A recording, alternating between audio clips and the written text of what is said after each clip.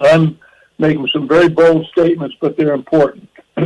We are not talking about fraudulent voting acts. But what we are talking about, John, is treason.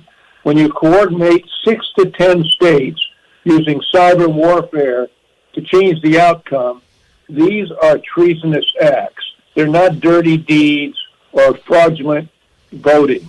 They're treasonous acts, punishable by death. They are trying to take over our government. When you use cyber warfare, as you've seen in the domain voting systems, as well as the CIA rogue systems that they've used, Hammer and Scorecard, which we've talked about. In addition, you have no FBI or DOJ prior investigation, to my knowledge.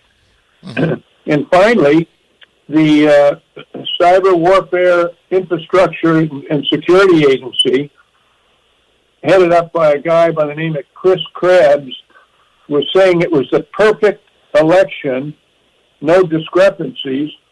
He's got to be an idiot, but most of all, he's guilty of treason, and the president fired him. He is part of the cabal that has created this major attack, this major warfare, and it is warfare. It's hybrid warfare in the 21st century, using cyber warfare and other techniques to change a government without a shot being fired. And that's what is so serious about this. And getting those Dominion voting machines and impounding them before they change the software is extremely important. Now, what I believe the president should do, he should declare today a national emergency and declare this state of emergency using his executive order dated September 12, 2018, declaring a national emergency if there's foreign influence, because we know there is Chinese, Russian, and Iranian influence on this election. And he should use that. He should suspend habeas corpus, just as Lincoln and FDR did when they met national tragedies and emergencies like this. The Democratic perpetrators, as well as the Russians, the Chinese, and the Iraqis, have not disguised this cyber war on America. It's blatant. We should start arresting them now. This is serious. Let's not call this fraudulent activity. It's treason, John, in the 21st century modern hybrid warfare. We must suspend the Electoral College and the inauguration on the 20th of January until we get this resolved. And with that executive order that he's got, plus the Insurrection Act, he has the authority to do this. This is very serious. People must understand what's happened. This nation's government is being stolen, and it's not through some small criminal acts. It's through treasonous acts. And I would also declare martial law. It won't affect the American people except those people like Antifa and BLM that are going to start rioting once they know they've been had. They know they've been had.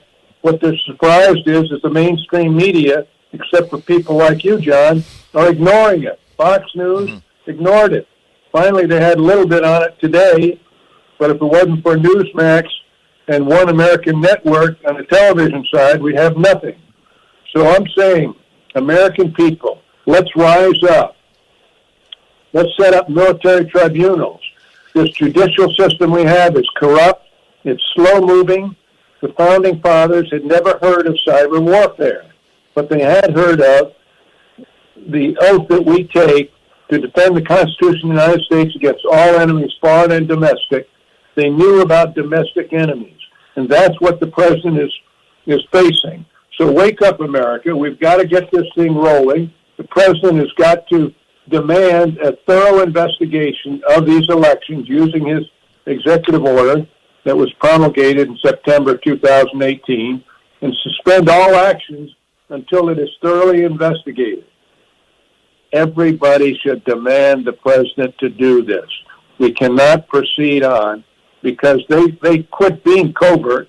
It's blatant, outright crookery and cheating, and it's treasonous activity, John. Guys, it's